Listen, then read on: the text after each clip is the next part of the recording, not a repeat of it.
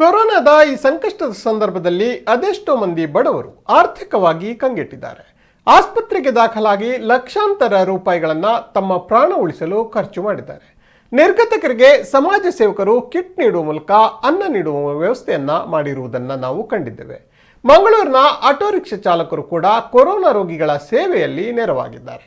ವಿಶ್ವ ಹಿಂದೂ ಪರಿಷತ್ ಮತ್ತು ಬಜರಂಗ ದಳದ ವತಿಯಿಂದ ಸಿಕ್ಕಿರುವ ಸೂಚನೆ ಹಿನ್ನೆಲೆಯಲ್ಲಿ ಸಂಘಟನೆಯ ಸದಸ್ಯರಾಗಿರುವ ಆಟೋ ರಿಕ್ಷಾ ಚಾಲಕರು ರೋಗಿಗಳನ್ನು ಆಸ್ಪತ್ರೆಗೆ ಕರೆತರುವ, ಚಿಕಿತ್ಸೆ ಪಡೆದ ಬಳಿಕ ಅವರನ್ನು ಮನೆಗೆ ತಲುಪಿಸುವ ಕೆಲಸವನ್ನ ನಿರಂತರವಾಗಿ ಮಾಡಿದ್ದಾರೆ.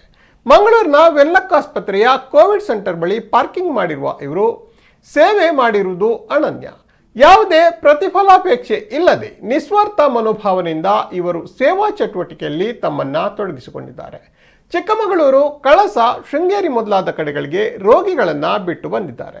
ಅಷ್ಟೇ ಅಲ್ಲದೆ ಅವರಿಗೆ ರಕ್ತದ ಅಗತ್ಯವಿದ್ದಾಗ ನೀಡಿದ್ದಾರೆ.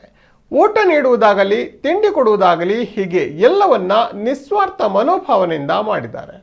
ಕಳೆದೊಂದು ತಿಂಗಳಿಗಿಂತಲೂ ಅಧಿಕ ಸಮಯದಿಂದ ಎಲ್ಲರೂ ಮನೆಯಲ್ಲಿದ್ದರೆ ಇವರು ಮಾತ್ರ ನಿಸ್ವಾರ್ಥ ಸೇವೆಯಿಂದ ಮಿಗಿಲಾಗಿದ್ದಾರೆ. ಇವರೆಲ್ಲರಿಗೂ ನಮ್ಮದೊಂದು ಹ್ಯಾಟ್ಸ್ ಆಫ್.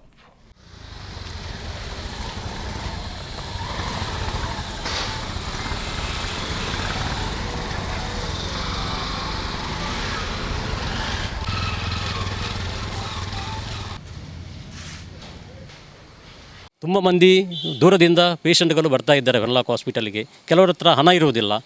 ಆ ಹಣ ಇಲ್ಲದವರಿಗೆ ಇವರು ಉಚಿತವಾಗಿ ಅವರ ಯಾವುದು KMC ಹಾಸ್ಪಿಟಲ್ಗೆ ಹೋಗ್ಲಿಕ್ಕೆ ಉಂಟಾ, ಅಲ್ಲದ್ರೆ ಗಣೇಶ್ ಮೆಡಿಕಲ್ಗೆ, ಅಲ್ಲದ್ರೆ ಅವರಿಗೆ ಏನಾದರೂ ಒಂದು ಫುಡ್ಸ್ ಏನು ತರಲಿಕ್ಕೆ ಇದ್ದರೆ ಈ ರಿಕ್ಷಾದವರವರಿಗೆ ಸಹಕಾರ ಮಾಡ್ತಾರೆ. ಕೊಟ್ಟರೆ ಹಣ ತಗೊಳ್ತಾರೆ, ಇಲ್ಲದ್ರೆ ತಗೊಳ್ಳೋದಿಲ್ಲ. ಅವರದ್ದೇ ಒಂದು ವಿಶ್ವ ಹಿಂದೂ ಪರಿಷತ್ತು ಬಜರಂಗ ದಳ ಅಂತ ಘಟಕ ಉಂಟು.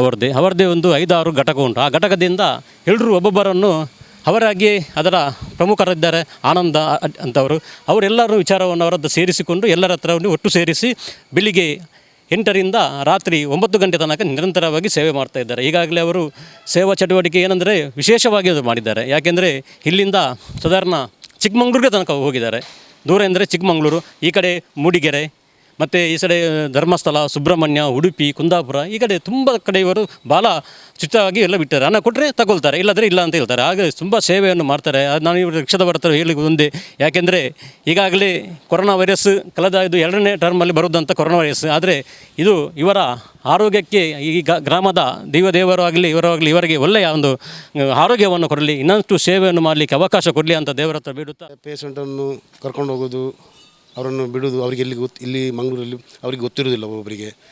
ಆದ ಕಾರಣ ಅವರನ್ನು ಆಸ್ಪತ್ರೆಗೆ ಮತ್ತು ಮನೆಗೆ ಬಿಡಲಿಕ್ಕುಂಟು. ಮತ್ತು ಅಲ್ಲಿಂದ ಮತ್ತು ನಮಗೆ ಫೋನ್ ಬರ್ತದೆ.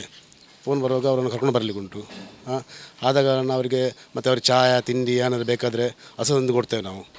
ಬೆಳಿಗ್ಗೆ ನಾವು ಒಂದು 7 ಗಂಟೆಯಿಂದ ಸಾಯಂಕಾಲ ಒಂದು 6 ಗಂಟೆ 8 ಮತ್ತು ಸಹ ಇದ್ದಾರೆ ನಮ್ಮ ರಿಕ್ಷಾದವರು. ನಾವು ಒಂದು 11-10 ಗಂಟೆ ಸಂಘಟನೆ ಹೇಗೆ ಹೇಳ್ತದೆ ಹಾಗೆ ನಾವು ಪ್ರಮುಖರೆಲ್ಲ ಹೇಗೆ ಹೇಳ್ತಾರೆ ಹಾಗೆ ನಾವು ಮಾಡ್ಕೊಂಡು ಹೋಗೋದು. ಒಳ್ಳೆ ಖುಷಿ, ಒಳ್ಳೆ ಇದಾಗ್ತದೆ, ತೃಪ್ತಿಯಿಂದ ಈಗ ಮನೆಯಲ್ಲಿ ಕೂತ್ಕೊಳ್ಬೇಕಾಗ್ತದೆ. ಆದ ಕಾರಣ ನಾವು ಎಲ್ಲರೂ ಮನೇಲಿದ್ದಾರೆ. ನಾವು ಒಂದು ಹೊರಗೆ ಬಂದು ಎಲ್ಲ ಸೇವೆ ಇದೆಲ್ಲ ಮಾಡುವಾಗ ನಮಗೆ ಒಂದು ಖುಷಿ ಆಗ್ತದೆ.